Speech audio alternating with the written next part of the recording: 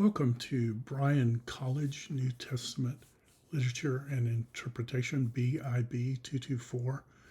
This, of course, is a general education class, and it's an introduction to the New Testament literature and interpretation.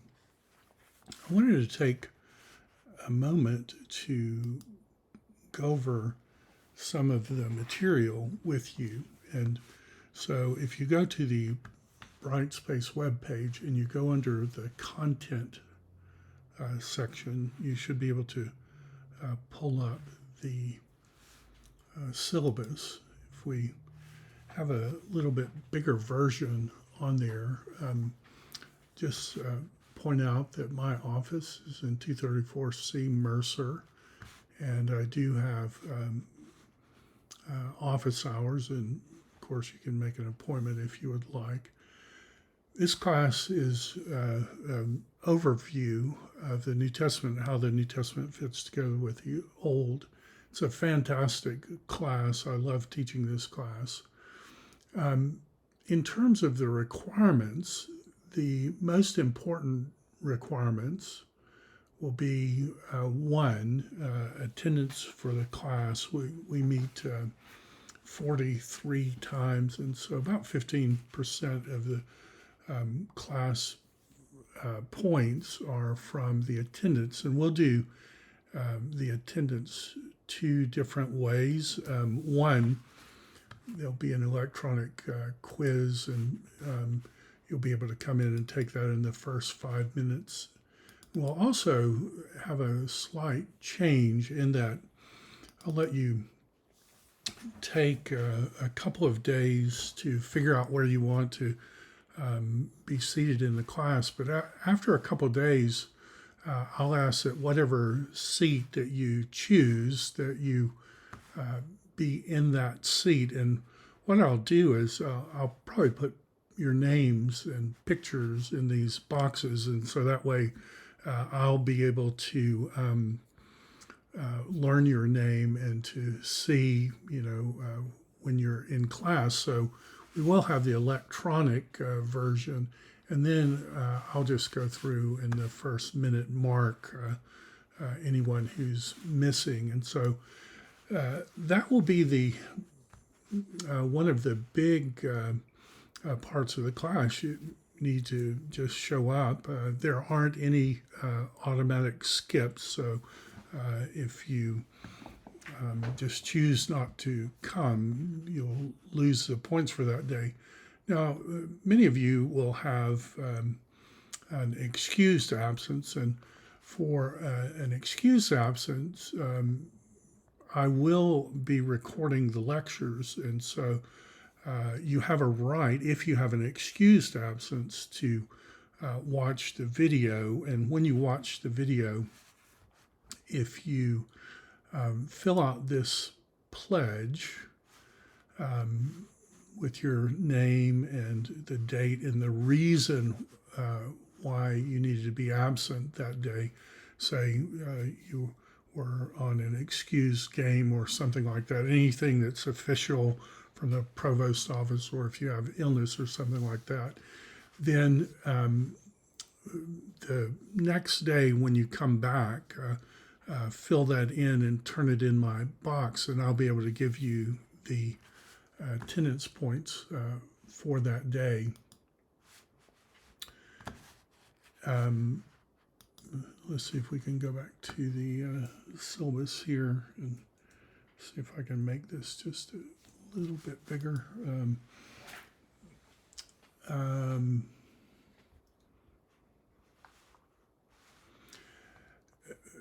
The second thing that you'll need to do is do the weekly homework. Now, this weekly homework, we meet 43 times if you count the review, but 42 of those will have homework assignments, and you'll need to do 30 of those. So throughout the course of the semester, you get to choose which ones you do. If you want to do the one on the first day, then you'll need to do that before the start of class. But you'll need to do 30 out of 42, and that's worth 300 points. So each one's worth 10 points apiece. And if you have a difficult day or there's a difficult week, you can choose not to do those. So I count the top 30 ones you do, and you'll upload those.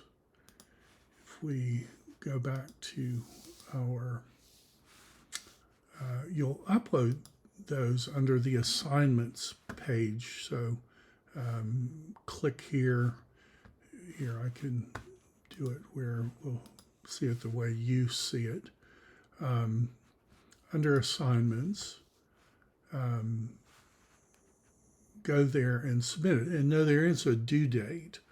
And the due date is the start of class. So if you want to do the homework for that day, you'll need to turn it in before the class starts. I won't be able to take an assignment after the class starts, but anything you're able to turn in before the class starts, then that will count as one of the ones you do. And there are 42 opportunities there. And you'll need to do 30 of those. So that's worth 300 points, almost a third of the points available. Now, what do you do for those? Well, here's the list of the homework assignments. And so this will be what we cover each of the days. So we're doing John 1 for the first lecture, John 1, Part 2. I want you to read through these passages, and if we come back to the weekly homework, or daily homework, it should say, this is the template I want you to use. And so we'd like you to read through the text and make some basic observations for the passage. Now, if your formatting doesn't look like a college paper, of course, that will count against you. And if you just, type in on your phone, no capped, that will count against you. This is college work. But make some observations on the passages. So just read through the passages, and as you type, make some, save this template here, and then each day you put what number homework it is and your name. And what I'm expecting is probably a couple of pages and just sentences, observations. Make some observations. What questions do you have? Are the passages from this assignment connected in any way? Are there common themes? Are any of the New Testament readings today connected to the Old Testament? And if so, how? And how are today's passages related to the meta-narrative? And we're going to talk a lot about that in class, the meta-narrative of Scripture. And then kind of a introspective questions. How are you like or unlike any of the people in this story? Are any of the people in the story like you, have similar attitudes, similar questions? And think of both positive and the negative characteristics of the people in this story. And then one day, all Christians will be transformed to be like the ultimate hero of this story, Jesus. So how would believers in shadow form think and act and love like Jesus, both in this life and in the eschatological consummation? So these will be the questions. We'll do those each time for the homework. And as I said, you want to do 30 of those. There is a set of memory verses, and it's Romans 7:22 to 8:14. This assignment sometimes trips students up, and it always trips people up the same way in that they wait until a day or two before the deadline to try to memorize. You can't memorize that many verses. I think it's 15 or 16 verses. You won't be able to do that unless you start working on it at the beginning. And so I encourage you to do that. You're welcome to use any translation. I don't want you to use the paraphrase, so any of these, or you're welcome to use my literal translation if you like. That has footnotes kind of spelling out what some of this means. But you're welcome to use anything you would like on that. And so that's worth 15% of the final grade. Now, the nice thing is, and we do have one more assignment, the reading the two textbooks, J.I. Packer, Concise Theology, kind of an overview of what the Bible, and in particular the New Testament, says. And then a recent book, a lot of people have found really interesting, Paul Copan's Is God a Vindictive Bully? Reconciling Portrayals of God in the Old and New Testaments. That is a pledged reading, and it's worth 100 points, but you'll need to fill out the pledge when you've completed it, how many pages you read. And this is the goal, and if you're able to do 100% of both of them, then you'll get 100 points. That needs to be turned in before 5 p.m. Friday, the last day of classes. Now, in terms of the homework, you're welcome to do that in groups, but this is what I would ask, that if you do it as a group, that everyone in the group be present when you discuss the passages. You're welcome to have one person type it up, put all your names on it, then upload it to the proper place. And I just would ask that you not put anyone's name on there who wasn't actually in the group. So if your name is on the paper, then I'm taking that as your statement that the people whose names are there were there and participated equally as well.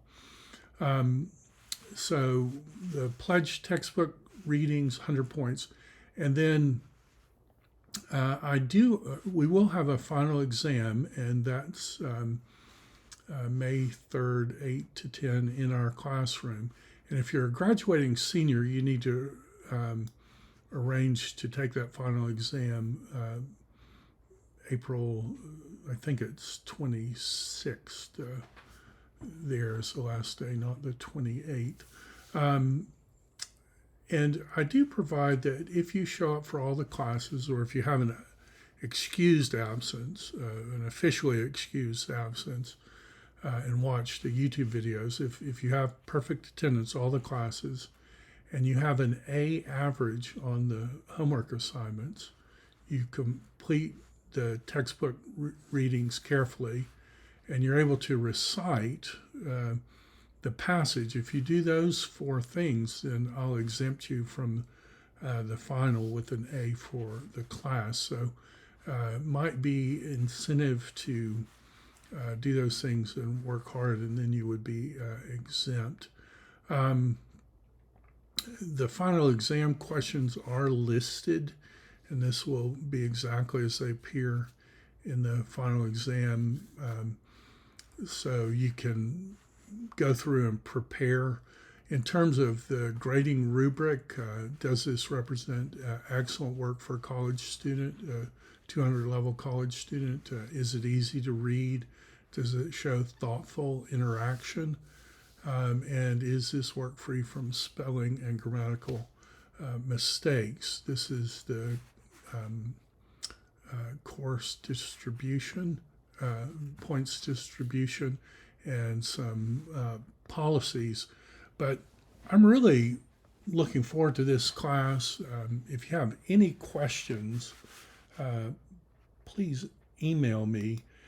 And I look forward to our time together. We're going to have a great class. And so I will see you in a couple of weeks.